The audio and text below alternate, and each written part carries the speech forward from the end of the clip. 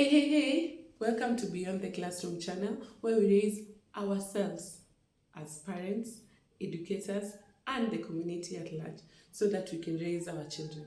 Remember that it takes a whole village, it takes a whole community to bring up a child. So, whoever you are, wherever you are, please feel free to subscribe to this channel and don't forget to like our videos. Today, I want to read you a little story of kindness. Please stay tuned because it's very interesting. So, it's a story, it's a lesson of kindness. Parenting is full of unexpected lessons. Sometimes the greatest ones come from our children. A few years ago, a close friend of mine experienced a heartbreaking loss.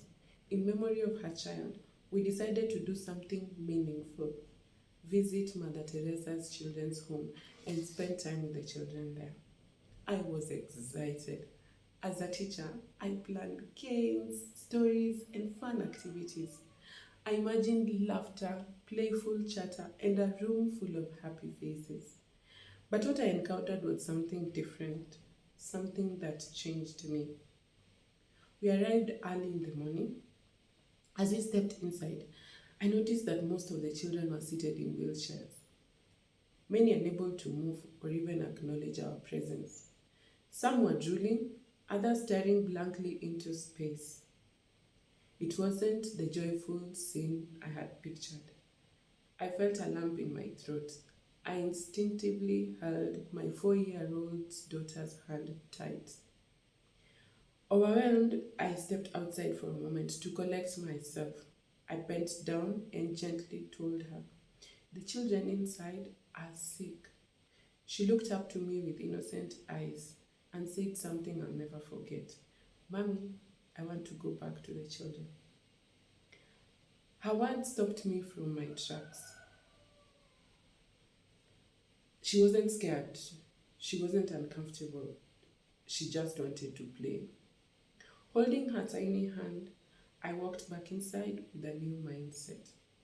My daughter ran towards the children without hesitation. She played, she laughed, she interacted freely, without judgment, without pity, just with pure joy. Watching her reminded me that children don't see limitations, they see possibilities. Later, as I helped feed one of the children, I learned that he was also blind. It made me pause and reflect. Life isn't always fair, but kindness makes it brighter. That day, I realized that as parents, we often shelter our children too much. We try to make life comfortable for them. But in doing so, sometimes we forget to expose them to the real world. Since that day, I promised myself that I will raise my children to know kindness, not just in words, but in action. And you too, teaching children about charity and kindness doesn't have to be complicated. Start small. Take them along with you when you're helping others. Visit a children's home, volunteer at a community event, or simply just help a neighbor.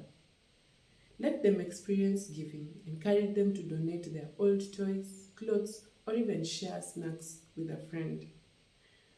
Praise acts of kindness. Acknowledge when they share, when they show empathy, when they put others first. And lastly, teach them gratitude. Help them appreciate what they have and remind them that not everyone has the same privileges. Charity isn't just about how much you give, it's about teaching our children to have kind hearts. So here's my challenge to do to you today. What small acts of kindness can you do with your child this week? Let's raise a generation that gives not just because they have to, but because they want to. Thank you.